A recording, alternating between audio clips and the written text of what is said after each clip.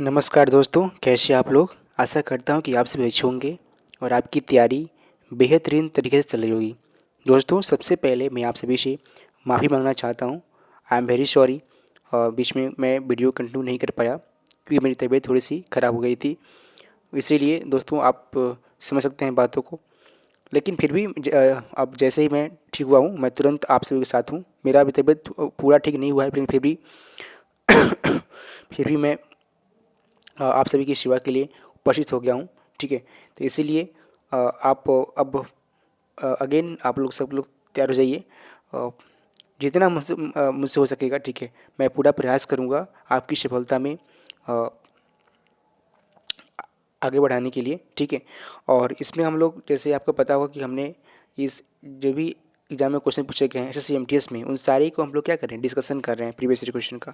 तो आज भी हम लोग वही करेंगे, उसकी नेक्स्ट सीरीज वो करेंगे, है ना। मुझे पता है कि आपका एग्जामिनेशन नज़दीक आ रहा है, बट आपको डरना नहीं है। ठीक है, आपको पूरी हिम्मत के साथ इसे फाइट करना है। अगर आपको एक चीज़ हासिल करना है इस बार, तो पूरे दिलो जान से इसके पीछे लग जाना है। और मैं भी दोस्तों आपके साथ हूँ, जितना मुझसे हो सकेगा उतना मैं पूरा प्रयास करूँगा आप सभी को हेल्प करने के लिए। तो चलिए आज के इस वीडियो में हम लोग बिना देर किए शुरू करते हैं। दोस्तों, आपसे एक छोटा सा रिक्वेस्ट है कि अगर ये वीडियो आपको अच्छी लगती है तो प्लीज़ इस वीडियो को लाइक ज़रूर करें और उन तमाम दोस्तों के बीच में शेयर करें जो कि आने वाले एग्जामिनेशन की तैयारी कर रहे हैं, कि कोई भी एग्जाम जिसमें जीएस का आपको पोर्शन आता हो, उसके लिए ये वीडियो बिल्कुल रामबाण साबित होने वाली है। आपको दोस्तों इसका फ़ायदा अभी पता नहीं चलेगा। जब आप एग्जामिनेशन में बैठेंगे उस समय आपको पता चलेगा कि इसका कितना इंपॉर्टेंट रोल है।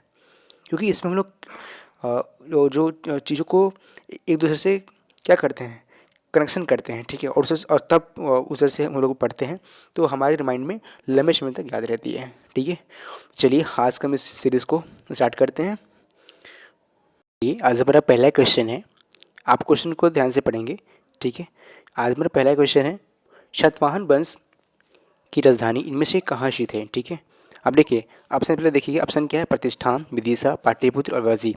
चार ऑप्शन है दोस्तों। इसमें आपका सही ऑप्शन बताऊं तो पहले बता दूं, इसका राइट आंसर सही उत्तर हो जाएगा आपका कौन सा, प्रतिष्ठान। क्या होगा, प्रतिष्ठान। अब देखिए चूँकि क्वेश्चन पूछा गया है इससे, बट मैं आपको क्या करूँगा कि अब चूँकि ऑप्शन है ना, और सबसे पहले देखिए क्वेश्चन का पूछा क्या है, क्वेश्चन पूछा है वंश से उठाया है, क्वेश्चन बनाया गया है वंश से। तो हम लोग क्या करेंगे, चूँकि आप नेक्स्ट डोज वाला के साथ पढ़ रहे हैं और नेक्स्ट डोज वाला का सबसे पहला इसमें क्या है उनका, कि हम लोग क्या करते हैं, डेली आपको एक डोज देते हैं। और डोज क्या है, एक क्वेश्चन के साथ में वो लोग जो एक्स्ट्रा फैक्ट बताते हैं वही आपके लिए डोज है, और वही आपके आपके एग्जामिनेशन में रामबाण साबित होने वाली है। ठीक है, तो चलिए हम लोग शुरू करते हैं। देखिए इसमें आपका जो अगर क्वेश्चन वंश से पूछा है तो हम लोग इसमें पूरा वंश पढ़ेंगे। ठीक है, आपको तो उससे कुछ नहीं करना है, बस ध्यान से इस वीडियो को बस देखना है और सुनना है। लगातार मेरे साथ अगले 1 घंटे तक बने रहिए। उसके बाद आप मुझे कमेंट कर अवश्य बताइएगा कि आपको वीडियो कैसा लगा। ठीक है, चलिए अब हम लोग आपको याद रखना है, हर्यक वंश का संस्थापक बिंबिसार। ठीक है, और शिशुनाग वंश का संस्थापक शिशुनाग। ठीक है, नंद वंश का महापद्नंद। ठीक है, मौर्य वंश का चंद्रगुप्त मौर्य। ठीक है, उससे आप और याद रखने से वकाटक वंश का मिंद शक्ति। ठीक है, गुप्त वंश का श्रीगुप्त। ठीक है, शतवाहन वंश का सिमुक। ठीक है, चोल वंश का विजयालय। ठीक है, पल्लव वंश का सिंह बर्मन चतुर्थ। और चालुक्य वंश का आपको याद रखना है कौन है, विष्णुवर्धन। ठीक है, और उसके बाद याद रखना है कौन सा, परमार वंश उपेंद्र। ठीक है, सोलंकी वंश मूलराज। उसके बाद गुलाम वंश कुतुबुद्दीन ऐबक। ठीक है, खिलजी वंश जलालुद्दीन खिलजी। ठीक है, तुगलक वंश गैसुद्दीन तुगलक। सैयद वंश खिज़र खां और लोधी वंश बल्लू लोधी। और संगम वंश हरिहर बुक्का और शालू वंश नरसिंह। और आगे बढ़ते हैं, देखिए ये वहाँ पे और याद रखना है, जैसे आपका पूछ दे मुगल वंश तो बाबर। ठीक है, ये सब इंपॉर्टेंट कुछ वंश थे जिसके बारे में, जैसे एक बार देखिए राष्ट्रकूट वंश, तो इसका संस्थापक कौन था, दंती दुर्ग। ठीक है, तो ये कुछ इंपॉर्टेंट वंश थे जिसको मैंने अभी आपके सामने करा दिया, ताकि अगर क्वेश्चन सतवाहन से ना पूछ के और इन सारे वंश से पूछे तो आप उसको सही कर सके। ठीक है, और इनकी राजधानी भी एक बार देख लीजिए ध्यान से। देखिए जो मैं बात करूँ राष्ट्रकूट वंश का राजधानी कहाँ थी, मांडयखेड़। ठीक है, चालुक्य में कल्याणी की राजधानी कहाँ था, तो आपको कल्याण था। ठीक है, काकतीय वंश का राजधानी कहाँ था, तो आपका अमकोंड था। ठीक है, गुर्जर वंश का कन्नौज। ठीक है, आपको याद रखना है, गुलाम वंश का दिल्ली। ठीक है, सैयद वंश का दिल्ली। सालू वंश का विजयनगर। तुलु वंश का विजयनगर। ठीक है, ये कुछ इंपॉर्टेंट दोस्तों राजधानी है जो आपको याद रखना है। और हुड़ वंश का राजधानी कहाँ था, तो हुड़ का वंश राजधानी था सियालकोट। ठीक है, आपको याद रखना है। और कौरव वंश का राजधानी पाटलिपुत्र। ठीक है, चलिए अब हम बढ़ते हैं अगले क्वेश्चन में। अगला हमारा क्वेश्चन है, क्वेश्चन क्या कह रहा है कि भारतीय संविधान का कौन सा मौलिक अधिकार मानव तस्करी का पर जबरन श्रम पर रोक लगाता है। ठीक है, तो ऑप्शन ए है स्वतंत्रता का अधिकार, ऑप्शन 2 है संवैधानिक उपचार का अधिकार, ऑप्शन 3 है समानता का अधिकार, ऑप्शन 4 है शोषण के विरुद्ध अधिकार। दोस्तों सबसे पहले आप इसको वीडियो को पॉज कीजिए और इस क्वेश्चन का आंसर ढूंढने का प्रयास कीजिए, उसके बाद मैं आपका आंसर बता दूँ। आशा करता हूँ कि आपने ऐसा किया होगा। चलिए क्वेश्चन नंबर 2 का सही उत्तर हो जाएगा कौन सा, तब याद रखना है ऑप्शन नंबर 4। ठीक है, ये कौन सा है, इसमें हो जाएगा शोषण के खिलाफ अधिकार है। ठीक है, अब देखिए सबसे पहले हम लोग बात करेंगे तो आपको याद रखना है, यहाँ से बात करते हैं भारतीय संविधान का चूँकि बात हुआ है और इसमें बात हुआ कि इसका मौलिक अधिकार का, तो आपको याद रखना है कि हमने जो मौलिक अधिकार लिया है वो किस देश से लिया गया है, तो किससे लिया है हम लोग, वो लिए हैं संयुक्त राज्य अमेरिका से। ठीक है, और इसको कब इसको शामिल किया गया संविधान में, किस संवैधानिक अमेंडमेंट द्वारा, तो आपका याद रखना है 42 अमेंडमेंट, मतलब 42वें संविधान संशोधन द्वारा इसको हमने अपने संविधान में इसको ऐड किए हैं। ठीक है, अब देखिए कुछ हमारे कुल 6 अधिकार हैं और जिसमें आपका ये है, जैसे आपका ये याद रखना है, सबका अनुच्छेद याद रखिए। ठीक है, उसको बहुत ज़रूरी है उसको याद रखिए। चलिए एक बार ध्यान से पढ़ेंगे। जैसे आपका याद रखना है क्षमता या समानता का अधिकार का अनुच्छेद कहाँ से कहाँ तक है, तो अनुच्छेद 14 से 18 तक। अगला है स्वतंत्रता का अधिकार, तो अनुच्छेद 19 से 22। शोषण के विरुद्ध अधिकार अनुच्छेद 23-24 और धार्मिक स्वतंत्रता का अधिकार अनुच्छेद 25 से 28 और संस्कृति और शिक्षा संबंधी अधिकार अनुच्छेद 29 से 30। और अगला है संवैधानिक उपचार का अधिकार। ठीक है, कहाँ पे है ये वाला, तो इसका अनुच्छेद कितना है, अनुच्छेद आपका याद रखना है 32। इसी को डॉक्टर भीमराव अम्बेडकर ने संविधान की आत्मा कहा है और इसी के तहत जो है सुप्रीम कोर्ट रिट जारी करती है। जैसे अगर हमारे मौलिक अधिकारों का उल्लंघन होता है तो इसके लिए सुप्रीम कोर्ट जो है वो रिट जारी करती है। ठीक है, जिसमें 5 रिट जारी करते हैं, आपको इसको याद रखना है। ठीक है, अब देखिए चूँकि बात हो रही है इसका मौलिक अधिकार का, तो आपको इस सबसे इंपॉर्टेंट जो भी मैंने आपको बता दिया। ठीक है, और साथ में मैंने ये भी बता दिया कि किस अनुच्छेद में किसका वर्णन है, इन सबको आपको ध्यान रखना है। ठीक है, चलिए हम लोग बढ़ते हैं अगले क्वेश्चन में। अगला हमारा क्वेश्चन है इनमें से कौन सा अवसादित चट्टान का उदाहरण है, ग्रेनाइट, बलुआ पत्थर, संगमरमर और वाजालात। ठीक है दोस्तों, सबसे पहले आप इस वीडियो को पॉज कीजिए, आप उसका खुद आंसर ढूंढने का प्रयास कीजिए। आशा करता हूँ कि आपने ऐसे किया होगा। आइए हम इसका आंसर ढूंढते हैं। क्वेश्चन नंबर 3 का आंसर हो जाएगा दोस्तों, इसमें मैं बताऊँ तो आंसर होगा 2 नंबर, क्या हो जाएगा, बलुआ पत्थर। चूँकि अब इसका आंसर, अब देखिए क्वेश्चन कहाँ से उठाया गया, चट्टान से, तो हमारा ये सबसे बड़ा ये नेक्स्ट डोज वाला का ये सबसे बड़ा खासियत ये है कि जब भी आप इससे पढ़ेंगे तो इसमें क्या होता है कि हम क्या करते हैं, क्वेश्चन का ऑपरेशन करते हैं। मतलब जैसे ही क्वेश्चन आप देखिए, इससे क्वेश्चन कहाँ से उठा है, चट्टान से। ठीक है, तो मेरा ये ड्यूटी है, अगर क्वेश्चन टीसीएस ने पूछा है और क्वेश्चन एसएससी ने पूछा है चट्टान से, तो हमारा ये ड्यूटी बनता है कि हम पूरे चट्टान को उसी वक्त पढ़ लें, या जो भी उसके इंपॉर्टेंट फैक्ट्स हैं उसको उसी वक्त देख लें, ताकि नेक्स्ट टाइम जब क्वेश्चन थोड़ा सा चेंज करके आए तो हम उसको पकड़ पाएंगे। क्योंकि देखिए दोस्तों, कंसेप्ट तो वहीं रहेगा, टॉपिक वहीं रहेंगे, बस क्वेश्चन को क्या किया जाता है, क्वेश्चन का टाइप जो है ना उसके एग्जाम्पल से चेंज कर दिया जाता है। ठीक है, इसीलिए हमें स्मार्ट बनना है, हार्डवर्क नहीं बनना है। और मेरा सबसे बड़ा लक्ष्य यही है कि अगर जितने भी जो भी इस नेक्स्ट डोज वाला से जुड़े हैं उनका सिलेक्शन इंश्योर हो। ठीक है, क्योंकि मुझे ये पता है कि हमें स्मार्ट वर्क से ही आगे बढ़ सकते हैं। हार्ड वर्क सब कोई कर रहा है दोस्तों, सबके पास बुक्स है, सब कोई पढ़ रहा है, लेकिन मेरा ये कहना है कि आप जब पढ़ाई कर ही रहे हैं तो उसका एक स्मार्ट वे से करिए ताकि आपका स्कोर मैक्सिमाइज हो सके एनुअल एग्जाम में। ठीक है, चलिए हम लोग अब इसके पूरे कंसेप्ट को एक बार देखते हैं। तो दोस्तों आपको याद रखना है, पृथ्वी की सतह के कठोर भाग क्या कहते हैं, चट्टान कहते हैं। और चट्टान जो है वो एक्चुअली देखा जाए तो मिनिमम मतलब ऐसे देखा जाए तो आग्नेय चट्टान और केंद्रीय चट्टान, ये 2 हो गए, एक टाइप हो गया और दूसरा क्या होता है, अवसादी और केंद्रीय। तो देखिए अगर एग्जाम में क्वेश्चन पूछेगा कि आग्नेय चट्टान का रूपांतरण किस में होता है, तो याद रखना है किस में, केंद्रित में होता है। कभी दोस्तों से एग्जाम्पल पूछ लेते हैं, जैसे आपको याद रखना है ग्रेनाइट का अगर रूपांतरण होगा केंद्रित में तो क्या बनेगा, निस बनेगा, और मतलब आग्नेय से केंद्रित में बदलेगा। जैसे आपको याद रखना है ग्रेनाइट से नीस हो जाएगा, गेब्रो से सर्पेंटाइन हो जाएगा और बेसाल्ट से सिस्ट हो जाएगा। ठीक है, तो ये कुछ इंपॉर्टेंट आपको फैक्ट जो आपको याद रखना है। अगर क्वेश्चन पूछेगा कि सेल क्या है, तब याद रखना है सेल क्या है, और सेल क्या है, औषधि चट्टान के उदाहरण है। ठीक है, उसी से याद रखना है। चूना पत्थर क्या है, तो भी एक औषधि चट्टान के उदाहरण है। ठीक है, अभी आपको याद रखना है। उसी से अगर अगर मान लीजिए क्वेश्चन पूछ रहा है कि नीस या साइनाइट नीस, ठीक है, सर्पेंटाइन, ये किसका उदाहरण है, तो ये है कयांत्रित चट्टान का उदाहरण है। आपको इसको याद रखना है। ठीक है, अगर क्वेश्चन पूछे कि लिग्नाइट कोयला, ये किसका एग्जाम्पल है, तो एग्जाम्पल है औषधि चट्टान का। ठीक है, अगर क्वेश्चन पूछे कि बिटुमिनस कोयला, ये किसका उदाहरण है, तब याद रखना है ये किसका है, आग्नेय चट्टान का। दोस्तों, अगर आप मेरे आवाज़ों को, ठीक है, और इस वीडियो को ध्यान से देखते हैं और सुनते हैं, तो मेरा यकीन मानिए दोस्तों, अगर कंटिन्यू इस सीरीज़ में आप अगर बने रहिएगा तो आपको काफ़ी ज़्यादा हेल्प मिलेगा। ठीक है, चलिए, अब चूँकि बात हो गई किसकी, चट्टान की, तो जितने भी एग्जाम्पल है उसको हमने देख लिया। ठीक है, और अगर मान लीजिए क्वेश्चन पूछ रहा है कि सिस्ट क्या है, तो क्या देखना, सिस्ट क्या है, क्यांत्रित चट्टान है। ठीक है, और कभी कभी एग्जाम में क्वेश्चन ये पूछ रहे हैं दोस्तों कि बैथोलीथ, ठीक है, बैथोलीथ हो गया और लैकोलिथ हो गया, ये सब किसका एग्जाम्पल है, तो इसका उदाहरण है, क्या देखना किसका एग्जाम्पल है, ये सब एग्जाम्पल है आग्नेय चट्टान का। ठीक है, चलिए हम लोग बढ़ते हैं अगले क्वेश्चन पे। अगला क्वेश्चन हमारा क्या कह रहा है कि 42वें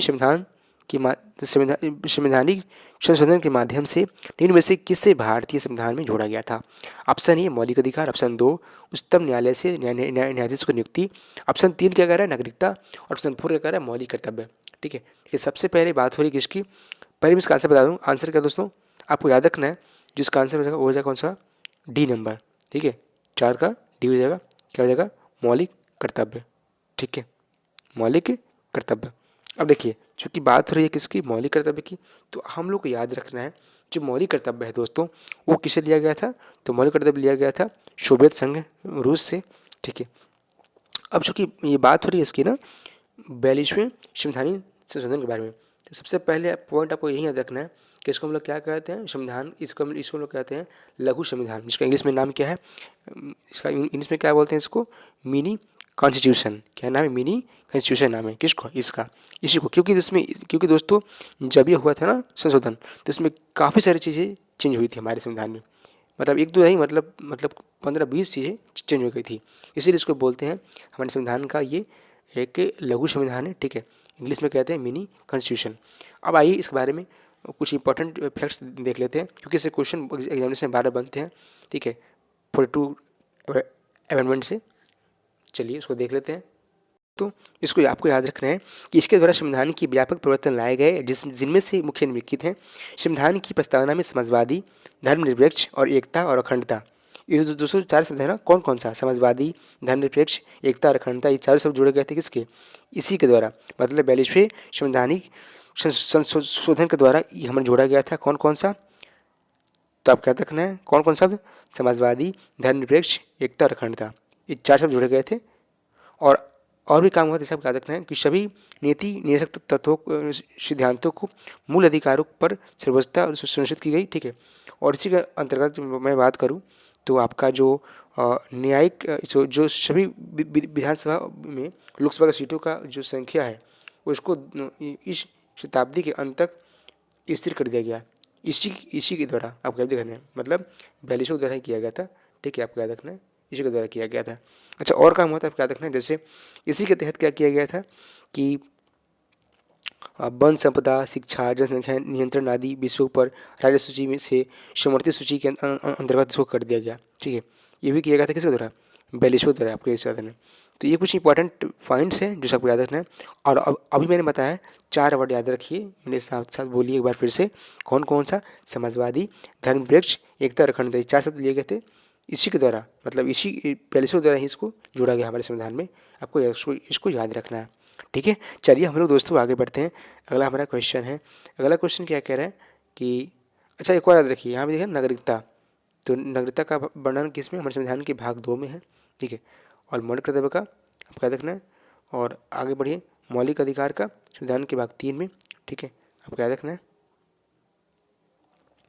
अगला क्वेश्चन पढ़ेंगे। अगला क्वेश्चन क्या कह रहा है कि निम्न में से किसने प्राचीन ग्रंथों के आधार पर विधवाओं के पुनर्विवाह का समर्थन किया। ऑप्शन ए है नारायण गुरु, ऑप्शन 2 है पंडित रमाबाई, ऑप्शन 3 है ईश्वर चंद्र विद्यासागर, ऑप्शन 4 क्या कह रहा है, राजा राम मोहन राय। दोस्तों सबसे पहले आप इस वीडियो को पॉज कीजिए और इसका आंसर खुद से कीजिए, ठीक है। उसके बाद मैं आपको बताऊंगा। आशा करता हूँ कि आपने इससे किया होगा। आइए इसका आंसर हम ढूंढते हैं। मैं सबसे पहले बात करूँ आंसर का, तो आंसर हो जाएगा कौन सा, सी नंबर। कौन सा हो जाएगा, ईश्वरचंद विद्यासागर। कौन होगा, ईश्वरचंद विद्यासागर। दोस्तों आइए, चूँकि क्वेश्चन पूछा गया है किससे, सती प्रथा विधवा से संबंधित है, तो आपको याद रखना है दोस्तों, ये दो नाम बहुत इंपॉर्टेंट है इसमें ऑप्शन में, एक विद्यासागर और दूसरा राजा राममोहन राय। आपको दोस्तों याद रखना है कि इनके इनके क्या है, इनके कथन है किसका, ईश्वरचंद विद्यासागर। इन्होंने कहा था कि मतलब भगवान के बारे में सोचने के लिए मेरे पास वक्त नहीं है, क्योंकि भगवान ने मुझे पृथ्वी पर ढेर सारे कामों करने के लिए भेजा है। ये किसने कहा था, ये कहा था ईश्वरचंद विद्यासागर ने कहा था, ठीक है। और यार इन्होंने ही लॉर्ड विलियम बेंटिक के साथ मिलकर, ठीक है, जो है वो विधवाओं पर के पुनर्विवाह का साथ साथ साथ साथ मतलब सती प्रथा का भी, और काफ़ी सारे हमारे सोशल में हेल्प के तौर पे काम किए थे, ठीक है। और काफ़ी सारे बदलाव भी लाए इन्होंने, मतलब काफ़ी अच्छा इनका प्रभाव रहा हमारे समाज को चेंज करने में। किनका, ईश्वरचंद विद्यासागर को। और ये किए थे और साथ में इनके साथ एक गवर्नर भी थे, लॉर्ड विलियम बेंटिक। उन दोनों का नाम आपको याद रखना है, ठीक है। जिन्होंने काफ़ी सारे नियम बनाकर, ठीक है, इन सारी प्रथाओं को ख़त्म किया, इसको जड़ से मिटाया। और ये करने में एक सबसे अधिक हेल्प किए थे ईश्वरचंद विद्यासागर ने, ठीक है। तो नाम आपको इसका नाम आपको याद रखना है। अगला नाम है कौन सा है, तो राजा राममोहन राय को तब याद रखना है। भारतीय पुनर्जागरण के राजदूत किसे कहा जाता है, राजा राममोहन राय को, ठीक है। या आधुनिक भारत के पिता किसे कहता है, राजा राममोहन राय को, ठीक है। क्योंकि उन्होंने क्या किया कि हमारी जो पश्चिमी सभ्यता है ना, उसको थोड़ा बढ़ावा दिया था। और इंग्लिश को लेकर इनकी राय ठीक थी कि इंग्लिश को पढ़ना कोई ख़राब नहीं है, ठीक है, अच्छी बात है, इनका ये कहना था। तो इसलिए इनको आधुनिक भारत का निर्माता भी कहा जाता है, ठीक है। तो इनका नाम को बहुत ही मतलब अच्छे से याद रखना है। और इन्होंने ही काफ़ी सारे पत्रिका भी निकाली थी, जैसे आपको इनका और इनका एक इनका एक संस्था भी स्थापित हुआ था, उनका भी नाम आपको याद रखना है, ये सभा, ठीक है, वो नाम याद रखिए, ठीक है। तो इतने सारे इंपॉर्टेंट फैक्ट्स। अच्छा एक और याद रखिए दोस्तों, ये नाम देख रहे हैं ना आपका, ये राजा, ये जो इनके नाम के अगले नाम लगा राजा, ये राजा जो पदवी लगा था, ये किसने दिया था, ये दिया था अकबर द्वितीय ने। किसने, अकबर द्वितीय ने दिया था। इनका नाम याद रखिए, ठीक है। चलिए आगे बढ़ते हैं। अगला क्वेश्चन है हमारा, भारत में जो सामाजिक समूह निर्धनता के प्रति सर्वाधिक असुरक्षित है वे कौन है, तो अनुसूचित जाति परिवार, अनुसूचित जनजाति परिवार, ठीक है। और इसमें ऑप्शन बताइए क्या होगा सही आंसर। सही उत्तर मैं बता रहा हूँ इसका क्या हो जाएगा दोस्तों, हो जाएगा बी नंबर, मतलब एक और दो दोनों सही है, ठीक है। अब चूँकि दोस्तों यहाँ से बात किससे हो रही है, तो हो रही है बात किससे, एस सी एस टी से बात हो रही है। तो आपको इससे एक चीज़ बहुत ही क्लियर याद रखिए, जैसे एग्जाम में क्वेश्चन बनते हैं कि एस सी एस टी का चर्चा जो है ना, हमारे संवैधानिक जो अनुसूचियाँ हैं उसमें तो की गई है, लेकिन किस में की गई है, उसमें चर्चा की गई है किसकी, एस सी एस टी की, लेकिन किस में की गई है, कौन से अनुसूची में की गई है। तो आपको उसको बहुत ही अच्छे से याद रखना है। आपको याद रखना है दोस्तों, हमारे संविधान की जो 5वीं अनुसूची है उसमें विभिन्न मैं बात करूँ 5वीं में किसका है, तो 5वीं में आपको याद रखना है इसमें विभिन्न अनुसूचित क्षेत्रों के, अनुसूचित जनजाति के प्रशासन और नियंत्रण के बारे में उल्लेख किया गया है। तो कौन सी है, 5वीं। आपको याद रखना है 5वीं में इसका वर्णन किया गया है। इससे एग्जाम में क्वेश्चन पूछा भी गया है बहुत सारे, तो आपको इसको ख्याल रखना है। चलिए हम बढ़ते हैं अगले क्वेश्चन में। अगला हमारा क्वेश्चन कौन सा है, इनमें से क्या मृदा के रंग गठन, रासायनिक गुणधर्म, खनिज मात्रा और पारंगतता को निर्धारित करता है, जनक शैल, ठीक है, समय और ऊंचावच और जलवायु। दोस्तों सबसे पहले आप इसका आंसर बताइए। चलिए इसका आंसर क्या होगा दोस्तों, सही आंसर होगा जनक शैल। दोस्तों अब चूँकि क्वेश्चन यहाँ पे किससे बना हुआ है, आप बताइए, क्वेश्चन बना है किससे, मृदा से। तो हम लोग क्या करेंगे, भारतीय मृदा को यहाँ पे भारत की जो मिट्टी है उसको अच्छे से कवर करेंगे, क्योंकि ऐसे क्वेश्चन एग्जामिनेशन बन रहा है। तो ये आपका ड्यूटी है और मेरा भी ड्यूटी है, क्योंकि आप हमसे जुड़े हैं, तो मेरा भी ड्यूटी है कि हम इसको आपको पूरे अच्छे से आप पूरे क्लैरिटी के साथ आपको बताएं, ठीक है, ताकि आपको आने वाले एग्जाम में काफ़ी हेल्प मिले। चलिए तो हम इसको पढ़ते हैं। दोस्तों सबसे हम लोग को मिट्टी में राउंड मात्र 4 टाइप के बारे में पढ़ना है। सबसे पहला है हमारा जलोढ़ मिट्टी, दूसरा है हमारा काली मिट्टी, तीसरा है लाल मिट्टी और चौथा है लेटराइट मिट्टी। अब देखिए इसमें आपको ध्यान क्या रखना है, तो हमारी जो जलोढ़ मिट्टी होती है ना, ठीक है, इसी में आता है खादर बांगर का प्रकार, ठीक है। और इसमें आपको ये भी याद रखना है कि हमारे भारत में लगभग 22% क्षेत्रफल पे ये खेती की जाती है, ठीक है। और आपको ये भी याद रखना है कि ये जो जितने भी जलोढ़ मिट्टी है वो कहाँ पाई जाती है, तो हमारे जो उत्तरी मैदान है भारत का उसमें पाया जाता है। ठीक है, आपको इसको याद रखना है। और इसमें सबसे अच्छी जो मानी जाती है, तो उर्वरता के दृष्टिकोण से सबसे अच्छी मिट्टी कौन है, तो वो है जलोढ़ मिट्टी। आपको इसको याद रखना है।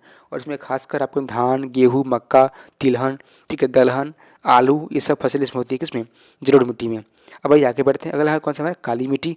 आपको इसमें क्या रखना है कि काली मिट्टी को हम लोग क्या बोलते हैं, इसको हम लोग बोलते हैं रेगुर मृदा ही बोलते हैं। क्या बोलते हैं, रेगुर मृदा ही बोलते हैं। और इसी इसमें काली कपास की खेती काली कपास की मिट्टी भी कहा जाता है इसको। ठीक है, और इसमें गेहूँ, ज्वार, बाजरा आदि उगाया जाता है। और भारत में बात करूँ तो काली मिट्टी का प्रसार कहाँ पे है, तो गुजरात में है। गुजरात, महाराष्ट्र, मध्य प्रदेश हो गया, उसका जो पश्चिमी क्षेत्र में हो गया, उड़ीसा का जो दक्षिणी क्षेत्र है उसमें हो गया, कर्नाटक के उत्तरी जिला में हो गया, आंध्र प्रदेश के दक्षिणी और समुद्र तटीय क्षेत्र में हो गया, तमिलनाडु के सलेम और रामनाथपुरम, कोयम्बटूर और तिरुनेलवेली जिलों में, और राजस्थान के बूंदी और टोंक जिले में पाई जाती है। अगर बात करें दोस्तों किसका, लाल मिट्टी का, आपको इसको याद रखना है। जो इनका निर्माण कैसे होता है, तो आपको याद रखना है पर्वतों के द्वारा ही होता है। ठीक है, और इसमें जो है ना वो सिलिका और आयरन की बहुत अधिक मात्रा उसमें होती है। ठीक है, और इसमें जो है ना ये लौ, चूँकि ये लाल क्यों होता है, तो इसमें लौ जो लौ ऑक्साइड रहता है उसकी उसमें उपस्थिति के कारण ये लाल दिखाई देता है। ठीक है, और इसकी प्रकृति क्या होती है, अम्लीय होती है, इसको याद रखना है। ठीक है, लेकिन इसमें दोस्तों एक कमी की रहती है कि इसमें नाइट्रोजन, फास्फोरस, ह्यूमस बहुत ही कम होता है। किसमें, लाल मिट्टी में नाइट्रोजन नहीं रहेगा, फास्फोरस नहीं रहेगा, आपको इसको याद रखना है। और इसमें जो खेती होती है वो किसकी, कपास की, गेहूँ की, दाल और मोटे अनाज की खेती जाती है किसमें, लाल मिट्टी में। ठीक है, और दूसरा आपको याद रखना है मोटे अनाज का वर्ष इस साल घोषित किया गया 2023 को, यूनेस्को द्वारा घोषित किया गया है। इसको आपको याद रखना है। चलिए, और इसका प्रसार कहाँ पे है, तो आंध्र प्रदेश, मध्य प्रदेश के पूर्वी भाग, ठीक है, छोटा नागपुर के पठारी क्षेत्र में है, और उत्तरी पश्चिमी जिलों में है। मेघालय की गारो, खासी, जंतिया के पहाड़ी क्षेत्र में भी ये मिट्टी पाई जाती है, लाल मिट्टी। क्योंकि दूसरे ये सब क्या, ये सब पहाड़ी एरिया है, तो पहाड़ी एरिया में क्या मिलेगा, लाल मिट्टी मिलेगा। इस सब को आपको इसको अच्छे से याद कर सकते हैं। ठीक है, चलिए आगे बढ़ते हैं। अगला हमारा मिट्टी कौन सा है, लेटराइट मिट्टी। इस सबको याद रखना दोस्तों, इसमें आयरन और सिलिका सबसे अधिक होता है। ठीक है, और इसमें बात करूँ इसके खेती का, तो खेती में आपको याद रखना है इसमें चाय होगा, इलायची होगा, काजू खेती सबसे अधिक होता है किसमें, लेटराइट मिट्टी में। ठीक है, और ये मैं बात करूँ तो इसमें है ना वो, इसमें आपको याद रखना है सबसे इंपॉर्टेंट किसका रंग कैसा होता है, सफ़ेद होता है। ठीक है, और इसमें जो है ना इसमें पोटास की सबसे अधिक मात्रा होती है किसमें, लेटराइट मिट्टी में। ठीक है दोस्तों, ये मैंने आपको बता दिया जितनी भी हमारे इंडिया में मिट्टी हैं उनसे इंपॉर्टेंट जितने भी फैक्ट्स हैं उन सबके फैक्ट्स को एक बार मैंने आपके सामने पेश कर दिया। आप इसे बिल्कुल प्रेम से सुनिए दोस्तों, जिस तरह से आप प्रेम से जितना ही प्रेम सुनेंगे उतना ही अच्छे से आप इसको रिकॉल कर पाएंगे। ठीक है, क्योंकि दोस्तों प्रेम ही है वो चीज़ है, ठीक है, जिससे आप लक्ष्य को पा सकते हैं। ठीक है, अगर आप प्रेशर में रहेंगे तो फिर काम और ख़राब होगा, इसलिए प्यार कीजिए दोस्तों, अपने मंजिल से प्यार कीजिए, फिर देखिए आपकी मंजिल आपसे कैसे नहीं मिलती है। ठीक है, चलिए हम बढ़ते हैं अगले क्वेश्चन पे। अगला क्वेश्चन कौन सा है, तो वो है इनमें से किसे 2021 में ICC women cricketer of the year चुना गया था, हरमनप्रीत कौर, मिताली राज, स्मृति मंथाना, झूलन गोस्वामी। दोस्तों सबसे पहले इसका आंसर बात करूँ तो आंसर क्या होगा दोस्तों, आंसर कौन सा है, सी नंबर, कौन सा होगा, स्मृति मंथाना, स्मृति मंथाना। अब चूँकि देखिए दोस्तों यहाँ पे जो बात हो रही है ना वो किसकी बात हो रही है, आईसीसी की बात हो रही है, किसका, आईसीसी का। तब क्या देखना है इसके भी हेड कौन है, ग्रेग बर्कले, जो कहाँ के हैं, न्यूजीलैंड के हैं। ठीक है, और अब बात हुई किसकी, आईसीसी की। आइए इस इंपॉर्टेंट कुछ फैक्ट्स हम लोग देखते हैं। तो आपको याद रखना है जो 8वां आईसीसी मेंस हुआ था वो कहाँ हुआ था, T20 वर्ल्ड कप 2022 हुआ था ऑस्ट्रेलिया में। ठीक है, और फाइनल मैच कहाँ खेला गया, मेलबर्न में खेला गया। ठीक है, और इसमें जो मैं बात करूँ तो सर्वाधिक रन किसने बनाया था, तो दक्षिण अफ्रीका, आपको इसको याद रखना है। और सर्वाधिक रन बनाने व्यक्ति कौन थे, तो विराट कोहली, जो 296 रन बनाए थे, आपको इनको भी याद रखना है। और प्लेयर ऑफ द सीरीज किसे मिला, सैम करन को। ठीक है, ये कहाँ के, इंग्लैंड के हैं। ये सब आदमी पटेल बात। अच्छा, T20 वर्ल्ड कप में पहला संस्करण किसने जीता, तो भारत ने, आपको इसको भी याद रखना है। ठीक है, और जो अगला होगा 2024 में वो कहाँ पर होगा, तो अगला होगा आईसीसी कहाँ पर होगा, तो वेस्ट इंडीज़ और यूएई में, आपको इसको याद रखना है। ठीक है, चलिए दोस्तों अब लोग बढ़ते हैं अगले क्वेश्चन की तरफ।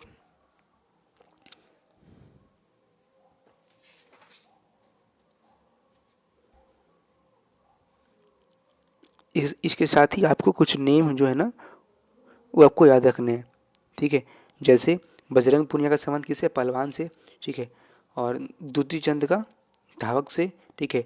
दीपिका कुमारी तीरंदाज, रवि कुमार दहिया कुश्ती, हिमा दास धावक हैं, साक्षी मलिक क्या है, पहलवान है, PV Sindhu badminton, Manpreet Singh hockey, अच्छा अंचल सरल कमल टेबल टेनिस, और साइना नेहवाल बैडमिंटन, सानिया मिर्जा टेनिस, सुनील बहादुर लॉन बाउल्स, और पीटी उषा धावक, अभिनव बिंद्रा निशानेबाज, मैरी कॉम मुक्केबाज, निका जरीन मुक्केबाज, अमू बबी जॉर्ज एथ लंबी कूद, मिताली राज महिला क्रिकेटर, कर्णा मल्लेश्वरी भारोत्तोलक, भावना पटेल पैरा एथलेटिक्स, और रानी रामपाल हॉकी, भवानी देवी मुक्केबाजी, और लवलीना बोरहगन, और भवानी देवी कौन है, तलवारबाज, और लवलीना बोरहगन मुक्केबाजी, और मनु भाकर निशानेबाज हैं, ठीक है। और अगर नाम है कौन सा, दीपा मलिक, वो क्या है, पैरा एथलेटिक्स है, और श्रेयसी सिंह निशानेबाज, नीरज चोपड़ा भाला फेंक, विनेश फोगाट कुश्ती, और हर्षित राजा शतरंज, और किदाम्बी श्रीकांत जो है बैडमिंटन, और सीमा पुनिया डिस्क थ्रोअर, और जुर्मी लाल निरुंगा भारोत्तोलक। दोस्तों इतने सारे इंपॉर्टेंट नाम को प्लेयर का याद रखना, क्योंकि उससे क्वेश्चन बनता है कि कौन सा प्लेयर किस खेल से संबंधित है। तो अगर आप इसको याद रखेंगे तो आपके एग्जाम में काफ़ी हेल्प मिलेगा, ठीक है दोस्तों। चलिए हम लोग बढ़ते हैं अगले क्वेश्चन में। अगला हमारा क्वेश्चन क्या कह रहा है, तो क्वेश्चन क्या कह रहा है, निम्न में से क्या कोशिका के केंद्र में मौजूद होते हैं, गुणसूत्र और जीन, जीव द्रव्य और गुणसूत्र, केंद्रिका और कोशिका द्रव्य, और कोशिका द्रव्य और गुणसूत्र, ठीक है। दोस्तों सबसे पहले मैं इसका आंसर बताता हूँ। आंसर क्या हो दोस्तों, आंसर कौन सा, ए नंबर गुणसूत्र और जीन। चलिए अब चूँकि बात हुई किससे, कोशिका से, तो आइए कुछ इंपॉर्टेंट फैक्ट्स देख लेते हैं। तो याद रखें दोस्तों, कोशिका की खोज सबसे पहले किसने की थी, रॉबर्ट हुक ने, किसने, रॉबर्ट हुक ने किया था, ठीक है। और मैं बात करूँ केंद्र का, तो केंद्र किसने किया था सबसे पहले, तो किया रॉबर्ट ब्राउन ने, किसने, रॉबर्ट ब्राउन ने किया था इसका खोज। और जो बात हो रही किसका, गुणसूत्र का, तब क्या देख रहे हैं, हमारे जो शरीर होते हैं ना, हमारे ह्यूमन में कितने गुणसूत्र हैं, तो आप कहते हैं 23 जोड़ा या ऐसे 46 याद रखिए, ठीक है, याद रखिए। और अगला है जीव द्रव्य और गुणसूत्र, ठीक है। अब एक और इंपॉर्टेंट याद रखिए, जो भी इस इंपॉर्टेंट फर्स्ट अब उसको देख लेते हैं एक बार फटाक से। तो आपको याद रखना है, राइबोसोम है ना, राइबोसोम को हम क्या कहते हैं, प्रोटीन की फैक्ट्री कहते हैं, किसको, राइबोसोम को, ठीक है।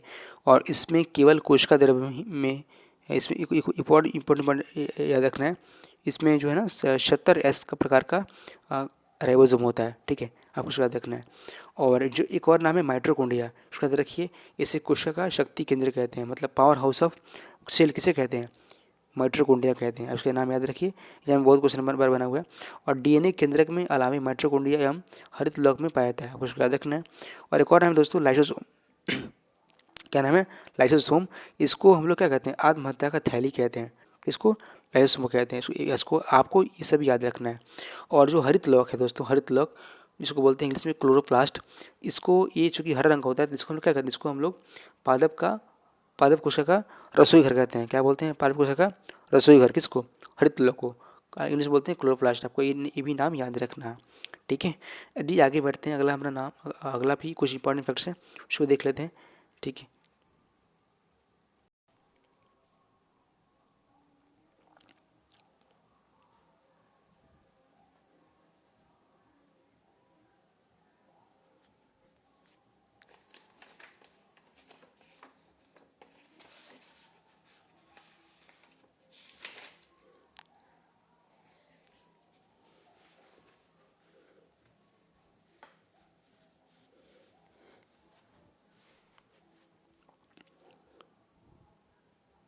चलिए आपको याद रखना है दोस्तों, नाम की बात करूँ तो आपको झारखंड का याद रखिए, छऊ, सरहुल, जोडाटीन, कर्मा, विदेशिया, ये सब कहाँ का, झारखंड का। और उसके बाद याद रखिए इसका उत्तराखंड का, गढ़वाली, कुमायूं, कजरी, झोरा, रासलीला, चपाती, ये सब कहाँ का, उत्तराखंड का। अगला नाम याद है आंध्र प्रदेश का, याद रखिए, लोकप्रिय तो कौन कौन से हैं, कुचिपुड़ी, ठीक है, मोहिनीअट्टम, ये सब कहाँ का है, सिद्धि मधुरी, ये सब आंध्र प्रदेश का है। अगला अगला याद नाम रखिएगा छत्तीसगढ़ का, पडवानी, गोंडी, कर्मा, झूमर, डांगला, पाली, टपाली, ठीक है, नौरानी, तिवारी। अगला नाम है हिमाचल प्रदेश का, धमान, छपेली, महाथू, नटी, डांगी, चंबा, थाली, ये। अगला नाम है कौन, गुजरात का, याद रखिए, गुजरात में इंपॉर्टेंट नाम याद रखिए, गरबा, डांडिया, ठीक है, जुरियन, भवई, रासलीला, ये सब कहाँ का है, गुजरात का है, ठीक है। चलिए कुछ और अन्य नस्ल असम का याद रखिए। असम का आपको पता ही होगा, जैसे सत्रिया हो गया, उसके अलावा बिहू, बिहू कहाँ का है? असम का है। नट पूजा कहाँ का है? असम का है। ठीक है। और अगला है नागा नृत्य, कहाँ का है? असम का। अगला नाम कौन सा? पश्चिम बंगाल का। याद रखिए इसमें क्या है? गंभीरा, ढाली जात्रा, ठीक है, बाउल, मरिसिया, कीर्तन, ये सब कहाँ का है? पश्चिम बंगाल का। अगला नाम कैसे? केरल का। कथकली कहाँ का है? केरल का। ठीक है। और इसको याद रखना है। मणिपुर का याद रखिए मणिपुरी, इसे कहाँ का है? मणिपुर का। और उड़ीसा का याद रखिए वो एक सवारी धुमरा, ये सब कहाँ का है? उड़ीसा का है। राजस्थान का लोक नृत्य याद कीजिए, झूमर, घपाल, फुंदी, पनिहारी, ठीक है, पनिहारी, जिंदाल और नेजा, गणगौर, ये सब कहाँ का है? राजस्थान का। महाराष्ट्र में याद रखिए लावड़ी, नकटा, कोली, लेझिम, गफा, बोहदा, गोरैचा, ललिता, तमाशा, मौनी, लेज़म और पुआड़ा, ये सब कहाँ का दोस्तों? महाराष्ट्र का। अगला नाम है मेघालय का। याद रखिए लाहू कहाँ का? मेघालय का है। ठीक है। मांडी कहाँ का? गोवा का। ठीक है। और ढकनी कहाँ का? गोवा का है। अरुण जो अगला नाम है किसका? अरुणाचल प्रदेश का। मुखौटा कहाँ का है? वहीं का है। और युद्ध नृत्य कहाँ का है? वहीं का है। कहाँ का? अरुणाचल प्रदेश का। अगला कर्नाटक, याद रखिए यक्षगान कहाँ का है? कर्नाटक का है। ठीक है। और भांगड़ा, गिद्धा, ये सब कहाँ का है? पंजाब का है। और अगर नाम कोई मिजोरम का, याद रखिए पाखू, पीला, शेरकोन, ये सब कहाँ का है? मिजोरम का है। और याद रखिए जम्मू कश्मीर का कौन सा? हिकात, मंदजास, ठीक है, दंडीनाथ, दमाली, ये सब कहाँ का है? जम्मू कश्मीर का। अगला नाम याद रखिए भरतनाट्यम, तमिलनाडु का है। ठीक है। और यूपी का याद रखिए कौन सा? रासलीला, नौटंकी, झूला, कजरी, जद्दा, चरचरी और जैता। दोस्तों ये सब जितने इंपॉर्टेंट नाम थे वो सारे नाम मैंने आपके सामने पेश कर दिया ताकि आप उसको अच्छे से मेमोराइज़ कर लें। चलिए हम लोग बढ़ते हैं अगले क्वेश्चन में। अगला हमारा क्वेश्चन क्या कहता है? अगला क्वेश्चन है भारत के किस राज्य में बौद्ध गुफा मंदिर बराबर गुफाएं स्थित है? ठीक है। चलिए उसके बाद तो राइट आंसर क्या हो जाएगा? बिहार। ठीक है। क्या होगा दोस्तों? बिहार। ठीक है। अब चूँकि बात हो रही है किसकी? बिहार की। और यहाँ बात हो रही है किसकी? बौद्ध गुफा मंदिर की। दोस्तों सबसे पहले जितने भी इंपॉर्टेंट मंदिर हैं हमारे इंडिया में सबको एक बार देख लेते हैं फटाफट अंदाज में। चलिए आपको याद रखना है कन्हेरी गुफा कहाँ पे? मुंबई में। एलिफेंटा गुफा कहाँ पे? मुंबई में। ठीक है। अजंता गुफा कहाँ पे है? औरंगाबाद, महाराष्ट्र में। और एलोरा गुफा कहाँ पे? औरंगाबाद ही है। ठीक है। उसके बाद आपको याद रखना है धार किला कहाँ पे? मध्य प्रदेश में। और विजय स्तंभ कहाँ पे? चित्तौड़गढ़ कहाँ पे? राजस्थान में। और कुतुब मीनार कहाँ पे? दिल्ली। ठीक है। और ढाई ढाई दिन का झोपड़ा कहाँ पे? अजमेर। ठीक है। और हौज खास कहाँ पे? दिल्ली है। और बूंदी का किला कहाँ पे है? राजस्थान। हिलती मीनार कहाँ पे? अहमदाबाद। ठीक है। और अगला नाम आपको ये भी याद रखना है कौन सा? रानी की बाड़ी कहाँ पे? बूंदी में है। ठीक है। और जूनागढ़ का किला कहाँ पे? बीकानेर, राजस्थान। ठीक है। और जंतर मंदिर कहाँ पे? जयपुर। आपको इसको याद रखना है। अगला नाम कौन सा है दोस्तों? अगला नाम हमारा लाल किला, दिल्ली, आपको पता ही है। और अगला नाम है हुमायूं का मकबरा कहाँ पे है? दिल्ली। और शालीमार बाग, श्रीनगर। ठीक है। और पुराना फोर्ट, आगरा।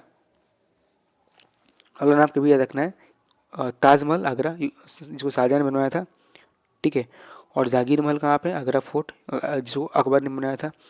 और मैं बात हूँ अगला, देखिए शीश महल, खास महल और दीवाने खास, ये तीनों कहाँ पे? आगरा में। ठीक है। आपको इसको याद रखना है। और अगला बात करो पादरी की हवेली कहाँ पे? पटना, बिहार। ठीक है। इसको याद रखना है। और जंतर मंतर कहाँ पे? दिल्ली, आपको याद रखना है। और विवेकानंद मेमोरियल कहाँ पे? तमिलनाडु। ठीक है। दोस्तों तो इंडिया गेट कहाँ पे? नई दिल्ली। और गेट ऑफ इंडिया कहाँ पे है? मुंबई। और जिम प्राइवेट पार्क कहाँ पे? नैनीताल, उत्तराखंड। ठीक है। और अगला नाम है कौन सा हमारा? कांचीपुरम का मंदिर, ये कहाँ? चेन्नई में। ठीक है। और कोणार्क मंदिर कहाँ पे? पूरी उड़ीसा। और जगन्नाथ मंदिर कहाँ पे? पूरी उड़ीसा में है। दोस्तों ये सब जितने इंपॉर्टेंट विष्णु भगवान का मंदिर हो गया या और भी देवताओं का नाम हो गया, उन सारे से जितने इंपॉर्टेंट मंदिर हैं सबको मैंने आपके सामने रख दिया। आशा करता हूँ आप दोस्तों आप इस सीरीज़ को पूरी अच्छे से इंजॉय करेंगे। ठीक है। और इन्जॉय करते इसको याद करेंगे। चलिए हम आगे बढ़ते हैं। अगला मेरा क्वेश्चन कौन सा है? अगला क्वेश्चन है कौन सा? मांडू उत्सव भारत के किस राज्य से संबंधित है? दोस्तों अभी मैंने इसमें बहुत सारे उत्सव और लोक नृत्य पढ़ा था। आइए एक बार फिर से हम लोग देखते हैं। तो आइए हम लोग फटाफट इसको देखते हैं। देखिए लोसार महोत्सव कहाँ का है? लद्दाख। ठीक है। और संगाई महोत्सव कहाँ का है? मणिपुर। डोल महोत्सव या डोल यात्रा महोत्सव, पश्चिम बंगाल। चापचार कूट कहाँ का है? पंजोरम। ठीक है। अगला है कौन सा? लेवेंडर, कंचोत और अहरबल, हेरत पुरस्कार, ये सब कहाँ का? जम्मू कश्मीर का है। और आदि महोत्सव मध्य प्रदेश का है। और अम्बुबाची मेला कहाँ का? असम का। और सरहुल त्यौहार 2022 झारखंड का। मिजोरम यात्रा महोत्सव 2022 तेलंगाना। खारची महोत्सव, ठीक है, मणिपुर, सॉरी त्रिपुरा। और आखिरी याद रखना कौन सा, काला नमक चारोत्सव सिद्धार्थनगर यूपी। आम महोत्सव बात करूँ इसका कहाँ से, तो लखनऊ यूपी। और आगे याद रखिए कौन सा, मारू महोत्सव कहाँ का है, राजस्थान का है। लोसांग महोत्सव सिक्किम का, ठीक है। और वालोंग मेला अरुणाचल प्रदेश। दोस्तों ये जितने जितने इंपॉर्टेंट उत्सव थे सबको मैंने आपको हरा दिया, ठीक है। क्वेश्चन से बने तो आप उसे हैंडल कर सकें और अपनी सफलता इस बार इंश्योर कर सकें। चलिए बढ़ते हैं अगले क्वेश्चन में। अगला क्वेश्चन कौन सा है दोस्तों, अगला क्वेश्चन है 2011 की जनगणना के अनुसार निम्न से कौन सी भारत की जनगणना की सही सीमा है। सबसे पहले दोस्तों इसको बात करूँ सही जगह, तो क्या दोस्तों सही क्या हो जाएगा, कौन सा, आपको याद रखना दोस्तों, तो 2011 की जनगणना के अनुसार निम्न से कौन सी भारत की जनसंख्या की सही सीमा है। तो सभी इस बात को राइट आंसर राइट करेगा दोस्तों, सही तो क्या हो जाएगा, ए नंबर, मतलब 120 से 130 करोड़, उसको याद रखना, ठीक है। और ये जो जनगणना हुई थी उसमें सबसे अधिक लिंगानुपात किस राज्य का है, केरल का, ठीक है। और सबसे अधिक जो बात करूँ जनसंख्या घनत्व तो कहाँ का है, तो बिहार का। सबसे कम कहाँ का है, अरुणाचल प्रदेश का, ठीक है। सबसे कम लिटरेसी कहाँ पे है, तो बिहार में। सबसे अधिक कहाँ पे, केरल में, ठीक है। तो दोस्तों इतने सारे इंपॉर्टेंट फैक्ट्स आपको एग्जाम्स के लिए याद रखने हैं कि आपको काफ़ी आगे तक हेल्प करेगा, ठीक है। चलिए अब हम लोग बढ़ते हैं अगला क्वेश्चन करो। अगला क्वेश्चन कौन सा है, क्वेश्चन है बेसी पुरस्कार किस देश में दिया जाने वाला पुरस्कार है। तो दोस्तों इसका बात करूँ राइट आंसर का, तो इसका कौन सा, डी नंबर, कौन सा जगह, यूएसए। कहाँ दिया जाता है, यूएसए दिया जाता है, ठीक है, फिर याद रखना है। दोस्तों आज चूँकि बात की किसका, बात हुआ पुरस्कार से, तो आइए हम लोग कुछ इंपॉर्टेंट पुरस्कार देख लेते हैं जो किस फील्ड में दिए जाते हैं वो भी देखेंगे। आपको याद रखना है नोबेल पुरस्कार दिया जाता है साहित्य, चिकित्सा, भौतिकी, रसायन, शांति, ये सब लिया जाता है। और अगला हमें क्वेश्चन पुलित्जर पुरस्कार ये दिया जाता है किसमें, पत्रकारिता में। और ऑस्कर पुरस्कार फिल्म क्षेत्र में। कलिंग पुरस्कार विज्ञान के क्षेत्र में। मानपुर पुरस्कार साहित्य क्षेत्र में। ग्रैमी पुरस्कार संगीत के क्षेत्र में। भारत रत्न आपको पता ही है कला साहित्य विज्ञान में जो विशिष्ट सेवा के लिए जाता है। दादा साहब फाल्के पुरस्कार फिल्म क्षेत्र में। ज्ञानपीठ पुरस्कार साहित्य के क्षेत्र में, ठीक है। और एक और नाम रखिए कौन सा, अभ्यास सम्मान साहित्य के क्षेत्र में। और ध्यानचंद पुरस्कार खेल के क्षेत्र में। और भटनागर पुरस्कार विज्ञान के क्षेत्र में। दोस्तों ये कुछ इंपॉर्टेंट है, मैंने आपको जो पुरस्कार है वो मैंने बताया कि किस फील्ड से हैं, ठीक है। चलिए और बढ़ते हैं अगले क्वेश्चन पर। अगला हमारा क्वेश्चन क्या कहता है, क्वेश्चन है कौन सा, 15 अप्रैल 2022 तक उपलब्ध जानकारी के अनुसार भारतीय रेलवे को कितने किस वस्तु के टन और भार के अनुसार सबसे अधिक फेरी लगाता है, ठीक है। तो आपको इसको याद रखना है, इसका सही करेगा दोस्तों, हो जाएगा कौन, 3 नंबर हो जाएगा, कौन सा, कोयला, कौन, कोयला। चलिए बढ़ते हैं अगला क्वेश्चन कौन सा है, तो एस बालाचंद्र डैश वादन के लिए संबंधित है, सितार, बीड़ा, वायलिन और बांसुरी। दोस्तों सबसे बात करूँ इसका सही देखा तो क्या हो जाएगा दोस्तों, वो हो जाएगा बी नंबर, कौन सा, बीड़ा। चूँकि बात हो रही है किसका, वाद और वाद्ययंत्र की। तो आइए एक बार हम लोग फटाफट से उनको इन सारे जितने भी इम्पोर्टेंट्स वाद्ययंत्र और उनको बजाने वाले पर्सन वो सबका नाम एक बार फटाफट अंदाज में देख लेते हैं। तो दोस्तों याद रखना है, सितार में याद रखिए पंडित रविशंकर सितार, निखिल बनर्जी सितार, विलायत खां सितार, ठीक है, उमाशंकर मिश्र सितार। अगला तबला कहते हैं, देखिए जाकिर हुसैन लतीफ़ खां, ठीक है, महाराज किशन महाराज, ठीक है, ये सब का, और सुखविंदर सिंह, ये सब तबला वादक हैं। और याद रखिए आपका पन्नालाल घोष, हरिप्रसाद चौरसिया, ये सब कौन है, ये सब बांसुरी वादक हैं। राजेश कुलकर्णी ये सब बांसुरी वादक हैं। अगला नाम कौन सा, सरोद का नाम है, सरोद में अमजद अली खान, अकबर खां, अलाउद्दीन खां, ठीक है। और विश्वजीत राय चौधरी, ये सब सरोद वादक हैं। अगला कौन, शहनाई अकबर रखी, बिस्मिल्लाह खान, ठीक है, दयाशंकर जगन्नाथ, ये सब शहनाई वादक हैं। अगला कौन सा मेरा, वायलिन, तो वायलिन याद रखिए कौन सा, तो डॉक्टर एन राजन, ठीक है, और एल सुब्रमण्यम, और कुनक्याड़ी वैद्यनाथन, और टी एन कृष्णन, ये सब किसके, तो वायलिन के। अगला नाम कौन सा, बीड़ा, आपको बीड़ा याद रखिए एस बालचंद्रन, बरुदीन डागर, कल्याण कृष्ण भागवतार, और बी दोरस्वामी, ये सब कहाँ के, ये सब क्या बजाते हैं, तो बीड़ा। नाम कौन सा, संतूर, याद रखिए भजन सुपारी, ये सब भजन सुपारी क्या, तो वो एक संतूर वादक थे, आपको नाम याद रखना है, ठीक है। दोस्तों ये सब जितनी इंपॉर्टेंट नाम था वो हम लोग यहाँ पे डिस्कस कर लिए। चलिए बढ़ते हैं अगला क्वेश्चन पे। अगला क्वेश्चन क्या कहता है, तो गॉड ऑफ स्मॉल थिंग्स नामक उपन्यास इनमें से किसके द्वारा लिखा गया है? ठीक है, विक्रम सेठ, पंकज मिश्रा, किरण देसाई और अरुंधति राय। तो इसका सही उत्तर दोस्तों वो जगह कौन सा सही रखा? 4 नंबर, कौन सा? अरुंधति राय। चूँकि बात हो रही किसका, बात हो रही दोस्तों किसका? पुस्तक का। तो आइए हम लोग जितने इंपॉर्टेंट पुस्तक, जितने इंपॉर्टेंट उपन्यास है, पुस्तक है, उन सबका नाम और उसको लिखने वाले लोगों का नाम देख लेते हैं फटाफट अंदाज में। दोस्तों नेक्स्ट क्वेश्चन, भारतीय अर्थव्यवस्था का तृतीय क्षेत्र डैश से संबंधित है? कृषि विनिर्माण क्षेत्र, कृषि और संबंधित क्षेत्र, बिजली और कोयला और परिवहन संचार। तो इसका दोस्तों सही उत्तर क्या हो जाएगा? 19 का वो जाएगा कौन सा? डी नंबर, कौन सा? परिवहन संचार और व्यापार। आइए इससे संबंधित जितने भी पॉइंट फैक्ट्स है उसको एक बार देखते हैं फटाफट अंदाज में। तो इससे क्वेश्चन एग्जामिनेशन में ऐसे बनता है ना कि कौन सी क्षेत्र किस में कौन सा चीज़ आती हैं, तब आपको उसका नाम याद रखिए। जैसे आपको पहले याद रखना है कौन सा? प्राथमिक क्षेत्र। इसमें कौन सा आता है? तब आपको याद रखना है कृषि हो गया, कृषि, वानिकी, मत्स्य पालन, पशुपालन, खनन और उत्खनन, ये सब किससे आते हैं? इससे आती है किसमें? प्राथमिक क्षेत्र में। अगला कौन सा? द्वितीय क्षेत्र। इसमें कौन सा आता है? आपको उसका नाम याद रखिए कौन सा है? तो विनिर्माण, विद्युत, गैस, जलापूर्ति और अन्य जनोपयोगी सेवाएं वो किस में आती है? वो आती है द्वितीय क्षेत्र में। ठीक है, और अगला कौन सा है? तृतीय क्षेत्र। उसका भी देख लीजिए, इसमें क्या कहता है? व्यापार आएगा, होटल आएगा, व्यापार, होटल, परिवहन, भंडारण, संचार और प्रसारण से संबंधित सेवाएं। ठीक है, लोक प्रशासन, रक्षा और अन्य सेवाएं, ये सब किस में आती है? ये सब आती है तृतीय क्षेत्र में। ठीक है दोस्तों, तो यहाँ पे हम लोग तीनों क्षेत्र और इंपॉर्टेंट टर्म्स को हमने देख लिया। चलिए हम बढ़ते हैं अगले क्वेश्चन में। अगला क्वेश्चन क्या कहता है, रमा लघु मसूरिका छोटी माता चिकन पॉक्स से पीड़ित है। यह किस प्रकार की बीमारी है? कवक, फंगल रोग, वंशानुगत रोग, विषाणुजनक रोग और जीवाणु रोग। तो दोस्तों इसका सही उत्तर क्या हो जाएगा? वो हो जाएगा कौन सा? आपको याद रखना है सी नंबर। ठीक है, सी नंबर है विषाणु जनित रोग। अब चूंकि बात हो रही कहाँ बात हो रही है किसकी? रोग की, तो आइए हम लोग जितने इंपॉर्टेंट रोग है उसको एक बार फटाफट में देख लेते हैं। दोस्त आपको याद रखना है, जो मानव रोग में आपसे सबसे बात करेंगे इसका, तो बात करेंगे जीवाणु जनित रोग के बारे में आपको याद रखना है। टिटनस, हैजा, टाइफाइड, क्षय रोग, डिप्थीरिया, प्लेग, काली खांसी, निमोनिया, कोढ़, गुनेरिया और सिफिलिस, ये सब किससे होती है? तो ये सब होते हैं जीवाणु से। आपको इसका नाम याद रखना है। यार फिर से देखिए, टिटनस, हैजा, टाइफाइड, क्षय रोग, डिप्थीरिया, प्लेग, काली खांसी, निमोनिया, कोढ़, गुनेरिया और सिफिलिस, ये सब जो दोस्तों ने नाम बोला ये सब किससे होते हैं? तो ये सब जीवाणु से होने वाले रोग हैं। अब बात करते हैं किसका? विषाणु से। उसका नाम याद रखिए, एड्स हो गया, डेंगू ज्वर, एड्स, डेंगू ज्वर, पोलियो, ठीक है, इन्फ्लुएंजा, शेषक, छोटी माता,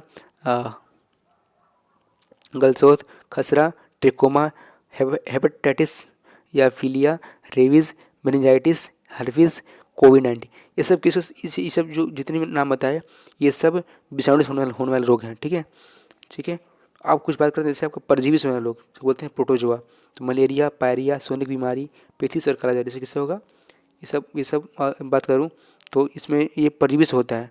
ठीक है, तो चलिए दोस्तों हमने इसमें जितने इंपॉर्टेंट उसको हमने याद कर लिया। और कौन नाम याद रखिए? कौन सा? वंशानुगत में याद रखिए। एक रोग होता है इसको बोलते हैं हीमोफीलिया। ये कौन सा रोग है? ये क्या होता है? ये वंशानुगत होता है। ठीक है, चलिए आगे बढ़ते हैं। अपना क्वेश्चन को क्या कहता है? वो कह रहा है नील की खेती करने वाले समस्याओं के निवारण के लिए वर्ष 2017 में कौन सा आंदोलन गांधी ने शुरू किया था? तो कौन सा था दोस्तों? वो था आपका कौन सा? वो हो जाएगा चंपारण सत्याग्रह। ठीक है, जो इसी में सबसे पहले जब गांधी जी लौटे दक्षिण अफ्रीका से, तो सबसे पहले व्यापक तौर पे इसी को शुरुआत की थी। कहाँ पे? चंपारण सत्याग्रह से। ठीक है, आपको इसको बहुत ही अच्छे से याद रखना है। बात करो किसका? असहयोग आंदोलन का। ठीक है, तो आपको इसको भी याद रखना है किसमें? 1922। ठीक है, और आगे आपको खेड़ा कहाँ हुआ था? गुजरात में, और अहमदाबाद गुजरात में। चलिए हम आगे बढ़ते हैं। अपना क्वेश्चन क्या कह रहा है? वो कह रहा है निम्न में से कौन अलाउद्दीन खिलजी का गुलाम सेनापति था? दोस्तों इसका सही उत्तर क्या होगा? मालिक कफूर। क्या हो जाएगा? मालिक कफूर। और कुछ नाम है, उसका नाम देख लीजिए। जैसे अलाउद्दीन खिलजी के बारे में बात करूँ तो इन्होंने भी काफ़ी अच्छे समाज के लिए काम कर रहे थे। ठीक है, उसको मैं आपको नाम को बहुत ही अच्छे से याद रखना है। चलिए हम लोग आगे बढ़ते हैं। और ये किससे थे? ये अलाउद्दीन खिलजी ये खिलजी वंश से संबंधित थे। ठीक है, बात करते हैं अगला क्वेश्चन क्या कहता है, राष्ट्रमंडल खेलों के 42वें 2022 की मेजबानी कौन सा देश करेगा। ठीक है, ऑस्ट्रेलिया, स्कॉटलैंड, कनाडा और इंग्लैंड। ठीक है, इसकी बात करूँ साइंस का तो वो हो जाएगा कौन सा, डी नंबर, कौन सा हो जाएगा दोस्तों, इंग्लैंड। कहाँ, इंग्लैंड इसका मेजबानी किया था, आप उसका नाम याद रखिए। चलिए अगला क्वेश्चन क्या कह रहा है कि अंतर्राष्ट्रीय क्रिकेट परिषद आईसीसी क्रिकेट के विश्व कप जीतने वाले पहले भारतीय कप्तान कौन है। तो मैं बात करूँ इसका आंसर का, तो आंसर करें दोस्तों, आंसर हो जाएगा कौन सा, विराट कोहली, एम एस धोनी, मोहिंदर, अमरनाथ और कपिल देव। इसका सही हो जाएगा दोस्तों कौन सा, तो दोस्तों सही उत्तर करेगा डी नंबर, कौन सा, कपिल देव। कौन सा का दो, कपिल देव, आपको उसका नाम याद रखना है। और अब दोस्तों अभी मैंने इससे संबंधित आपको मैंने सारे प्लेयर्स के नाम ही बताए थे, आप उसको एक बार ज़रूर देखिए, आप इस ये क्वेश्चन उसी से संबंधित है। तो दोस्तों हमने इस वीडियो में कंप्लीट 25 क्वेश्चन का एक अच्छे से डिस्कशन कर लिया है। आप आशा करता हूँ कि आपको सीरीज काफ़ी पसंद आ रही होगी। आप हमें कमेंट कर जरूर बताएं दोस्तों अगर आपको ये सीरीज पसंद आ रही है, ठीक है, ताकि मैं इसको आगे तक कंटिन्यू रख सकूं। और एक और छोटा सा रिक्वेस्ट है कि अगर आपने चैनल को सब्सक्राइब नहीं किया है तो ज़रूर सब्सक्राइब करें दोस्तों, ताकि हमारा परिवार और आगे बढ़ सके और इसी उम्मीद के साथ मैं आप तक अच्छे अच्छे कंटेंट ला सकूँ। साथ में दोस्तों इस वीडियो को लाइक ज़रूर करिए, ठीक है। चलिए हम लोग मिलते हैं नेक्स्ट वीडियो में, और तब तक के लिए पढ़ते रहिए, एंजॉय करते रहिए। और दोस्तों एक और बात आपको बता दूँ कि HSC MTS के लिए मैंने इंग्लिश की जितनी भी इंपॉर्टेंट वोकैब है नीतू मैम की, वो सब मैंने अपने चैनल पे करा रखा है, उसका लिंक इस वीडियो के डिस्क्रिप्शन में है। और साथ ही साथ जो बुक है किसका, स्टैटिक का बुक है, जीके का किसका, अंकित भट्टी सर का, उसका मैंने सारे पार्ट्स इसी चैनल पे अपलोड कर दिया है। सारे बुक्स को मैंने ख़त्म कर दिया है, ठीक है, अलग अलग वीडियो के पार्ट्स में। तो अगर आप उसको भी आपने नहीं देखा है तो आप जाइए जल्दी, और इस वीडियो के डिस्क्रिप्शन में मैंने उस लिंक को दे रखा है, आप वहाँ से क्लिक करके सीधे उसके जितने भी वीडियो हैं सबका वहाँ पे प्लेलिस्ट है, वहाँ पे जाकर उसको आसानी से देख सकते हैं, ठीक है। तो दोस्तों ये था आज का डिस्कशन। चलिए हम लोग मिलते हैं अगले वीडियो में, तब तक पढ़ते रहिए, एंजॉय करते रहिए। धन्यवाद।